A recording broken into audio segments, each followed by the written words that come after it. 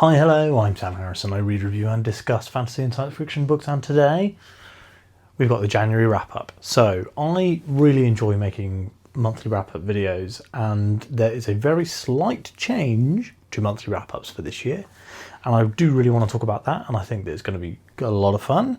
So what we do in these wrap-up videos is we talk about the books that I read in January, we talk about the videos that I made in January, we talk about channel stats and any updates and news and stuff that I might have. And then what we're going to be talking about for 2025 is spending and book buying. So I'm going to be telling you guys what books I bought, how much money I spent, and all that sort of jazz. Finally, I do sometimes talk about other stuff that I've been doing, but I don't know whether I'll get around to that in this week's because we've got quite a lot to talk about. So I started the year by finishing Suppression of Powers by J.C.M. Byrne. I ended up rating this one a 4 out of 5. The previous few Hybrid Helix books have been 5 out of 5s for me. This one had a bit of a slower start. It is the start to a new arc, so it's the sort of thing that might not bother many people at all, but for me I felt that the slower start, it ramped up and I really loved it by the end, but the slower start was made it a bit harder to get into when I first started reading the book. I did really enjoy this one, and I do still highly recommend the Hybrid Helix, and genuinely, I'm really hyped for the next one, which I believe is called Shield of the Mothership. Joe has been talking a little bit about this on Blue Sky, which is a great place to be on instead of Twitter. So if you are interested in his writing process, maybe follow him there. And follow me while you're at it. Follow me on Blue Sky. Next up, I read a physical book. So the last few books that I had read had been all ebooks. So I had been, I love reading ebooks, but I like to vary it up. And I've just been really ill. So we'll talk about this when we get to videos later. But I was pretty ill over Christmas, and a lot of my time was spent in bed.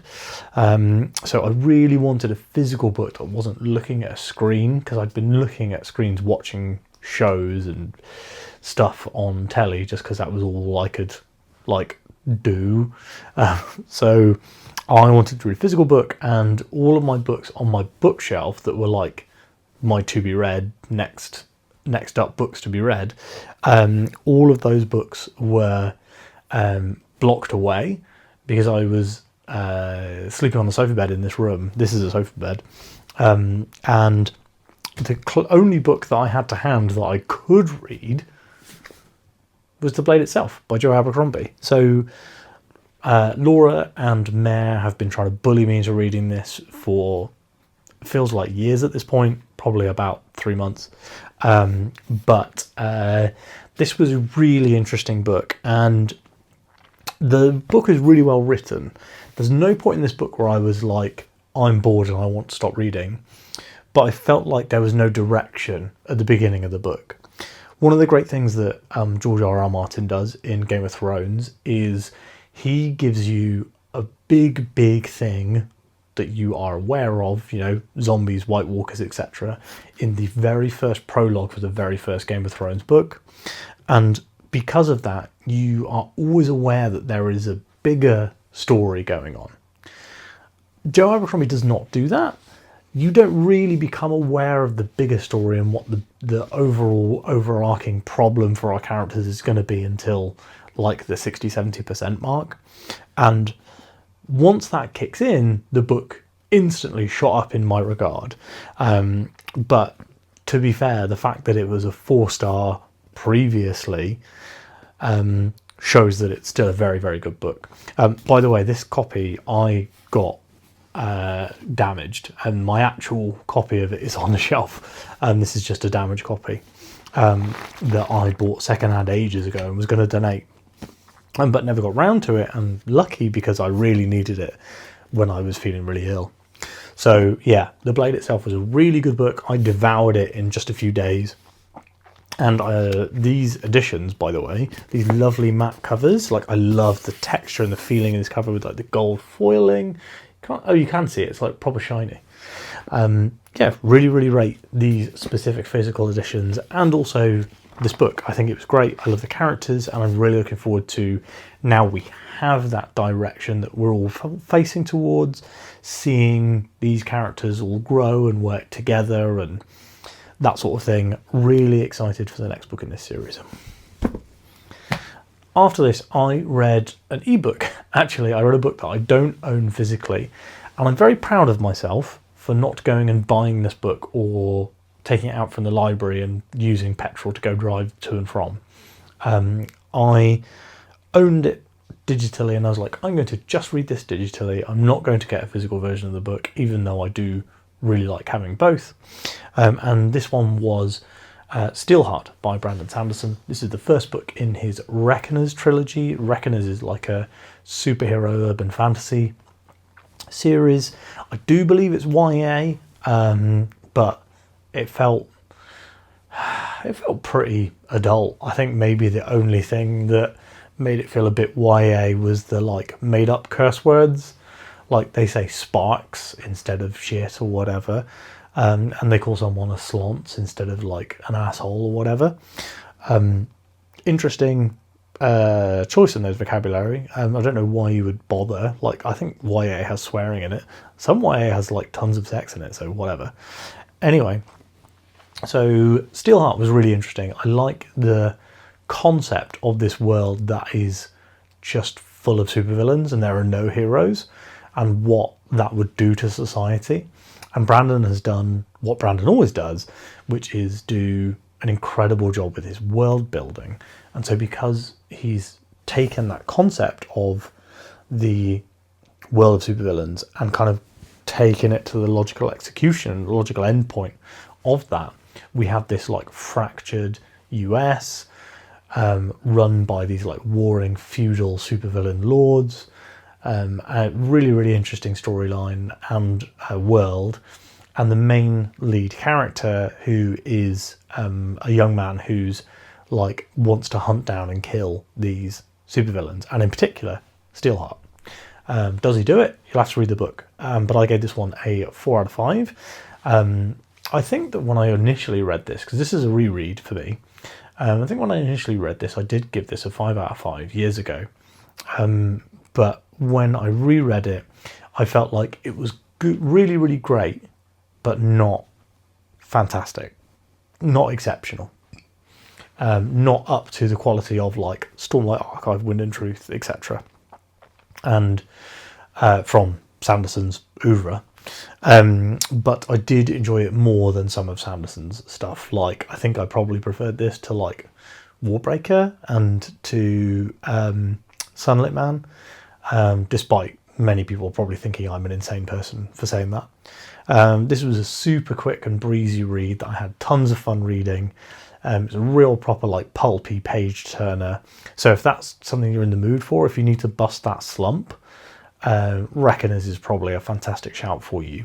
My plan was to read all the Reckoners books in January and February, so that because they're some of the only Sanderson books that I haven't finished. And also I read Sanderson really quickly, and I wanted an author that I could read really quickly to help me build a buffer for the rest of the year so that I would have space to take longer on reviews. Straight after Steelheart, I read Mitosis by, ready? Are you excited? Brandon Sanderson. So bought this signed copy. We'll talk about this in purchases. But I bought this, and this novella, it's called, but it is really a short story. It's like 40 something pages, and the print is not small. It's like 42 pages, and the print's very, very big. This novella slash short story, Mitosis, is a kind of like a, not an epilogue to Steelheart. It's kind of a like what happened next. It's a good way for Sanderson to bridge the gap between Steelheart and Firefight. I'm reading Firefight now, And they do actually reference the events of mitosis, which is cool, because sometimes Sanderson's novella stuff can kind of get like not discussed very much. Like, I don't feel like, despite Edgedancer having some pretty big reveals in there, I don't think a lot of the content in there has been really, you know, like front and center discussed in Stormlight. Maybe I'm wrong. Maybe I'm misremembering. But yeah, this is a short story. It's a good short story, and I like the kind of David having to deal without having some of his mentors around was really good, but probably not essential. 3 out of 5 for that one, because it is really just a short story. It's hard for me to give like 5 out of 5 for a short story. It doesn't do anything wrong, just doesn't do anything particularly right. Does that make sense? After that, speaking of 3 out of 5s, Crossroads of Twilight. The lowest rated Wheel of Time book. They're all rated in the 4s, but this is the lowest rated. I can see why. This book is really poorly paced. I could see why people, if you were not 10 books in, might be DNFing this series at this point. For me, I was still pretty hooked. I was still reading it a lot. But I did use up all of my buffer from reading some shorter and quicker books by reading this. So, I mean, that might tell you how much longer this took me to read than a normal Wheel of Time. The first half of this book I found kind of boring. We were exclusively focusing on characters that I was not a huge fan of. I thought the prologue was way too long and was not as exciting as previous prologues have been. And we just don't spend enough time with any of my favourite characters for like the first half of this book. And I really love the character of Elaine, right? She's one of my favourite female characters in this series. In fact, probably my favourite. And her chapters are terrible in this. They're really boring. They've got like, nothing really happens. And I don't see why those chapters needed to be there. So yeah, this book was a bit of a struggle. The very end of the book is excellent. The cliffhanger at the ending is brilliant. The chapters with Perrin in the town So Harbour are like really gripping and thrilling. And Jordan's like using his like horror-y tropes that he's got for this series. Really reminded me of Justice of Kings, actually. That kind of, there's something wrong with this town vibe. Really loved that. Can't wait to read the next Wheel of Time book, because it's all uphill from here apparently. Knife of Dreams is some people's favourite. So yeah, really looking forward to reading more Wheel of Time, and I'll be reading at least New Spring in February, hopefully New Spring and Knife of Dreams, but we'll see. And that was the final book that I finished, and I didn't actually finish that in February. January, I finished it yesterday in February, or Saturday. Yeah, so 4 books and a novella. Pretty pleased about that. I mean, I did start Suppression of Powers in December, but, you know. My book of the month for January is The Blade Itself by Joe Abercrombie. I think of all the ways that I talked about all those books, probably pretty clear that I had the least problems with The Blade Itself. No 5 out of 5s at all last month, which is a bit of a shame for me. Let's talk stats. So looking at January as a whole, on the channel, we got 7.1 thousand views, which is great. And, you know, not insane, seeing as I put up 2 top 10 videos. Those always bring in a lot of traffic. 702.5 watch hours. No mega long videos last month, so no spoiler discussions at all. So didn't do one with Matt, didn't do one with Andre, I don't think, for the whole of January, which meant that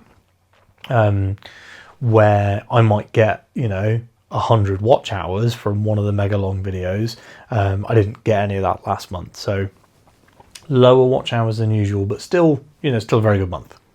53 subs, quite low. January, often people are trying to get their act together and are spending less time watching YouTube, so I'm guessing that might be why. Last year I had a really big bump in January.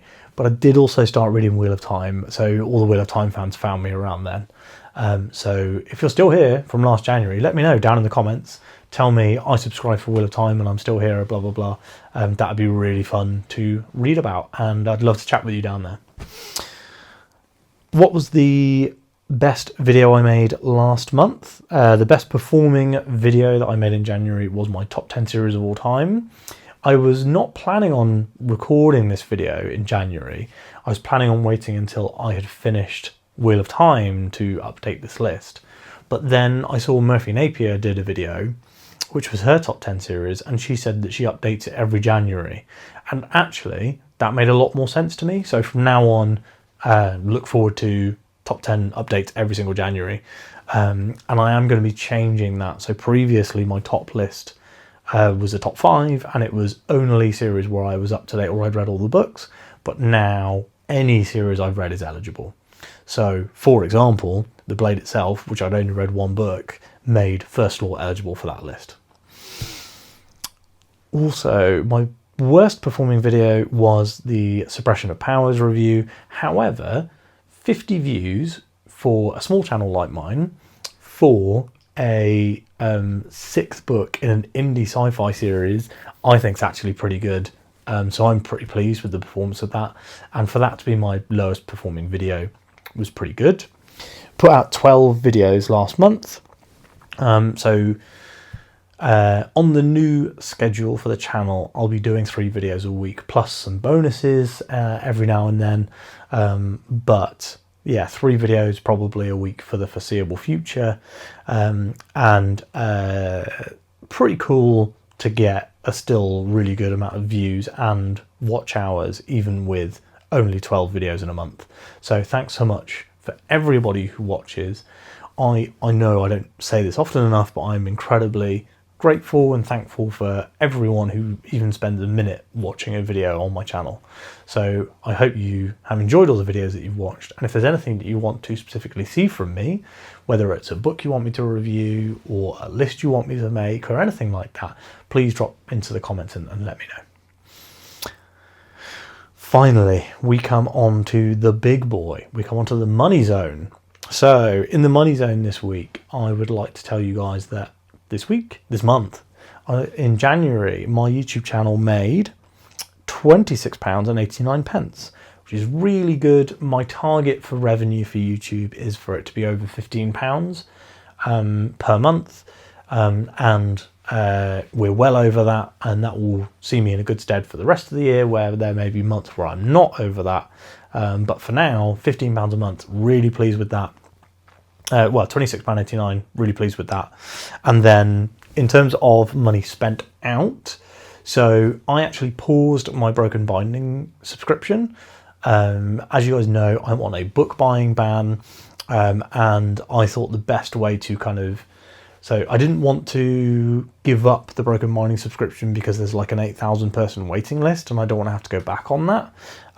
But what I thought was to keep in the spirit of the book buying, and also because I was slightly less interested in the series that they're running at the moment, Rook and Rose, I paused my Broken Binding, skipped this series, and I'll be back for the next one. I'm possibly going to skip the next sci-fi series as well. It'll really depend on what books it is. If it's like summer books that I've been absolutely dying to read, then I'm not going to skip.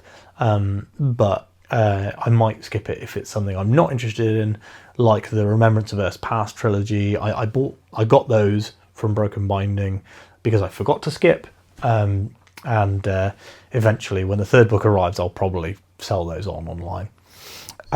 But yeah, so I skipped Broken Binding, but they'd already taken the payment. So I got a refund of £35 from the Broken Binding, which is very exciting. And then I bought this Mitosis hardback novella because it was signed by Brandon Sanderson. I don't actually have any Sanderson signed books, so I just really wanted to own one. And I was obviously reading Reckoners, so it kind of all lined up. Ross found this book online and was like, hey man, you should buy this. And I did. And the other thing that I bought was the Grave Empire special edition from Broken Binding. as I've said before, even though we're on the book buying ban, I am allowed to buy special editions, because if I don't buy them, oftentimes they'll sell out and then I'll never be able to buy them. So I bought the Grave Empire special edition because I'm really excited about that book, and hopefully it should be here sometime in the next couple of weeks, and then I can unbox it and show you guys on the channel, and hopefully you will enjoy my purchase as much as I do. So that is everything for the entire month of January. The one other thing that I have been getting up to outside of the old book sphere is that I have been playing tons and tons of the Final Fantasy VII Remake. So I played the entire game of Final Fantasy VII Remake from start to finish, and I have now started Final Fantasy VII Rebirth. So I've played about 6 hours of Rebirth and had a really good time with it. I'm not allowing myself to play more Rebirth until I finish Firefight, the second Reckoner's book, because I want to make sure that I'm building that buffer up. However, I've had a fantastic time with Remake, and while I've had some issues with the PC version of Final Fantasy VII Rebirth, they seem to be resolved now. So I will tell you guys more about this when I finish it, which will probably be in like 6 months, because the game is like 100 hours long, and it took me almost a month to beat Remake, which was 30 hours long. So there you go. I hope that you've enjoyed this video. As I said before, drop a comment with your favourite books in January, your favourite videos I've made in January, anything you're looking forward to on the channel. Like this video if you liked it, and subscribe to the channel to join the community if you haven't already, because it's a lovely, lovely place to be. Thanks so much for watching, and I will speak to you on Friday.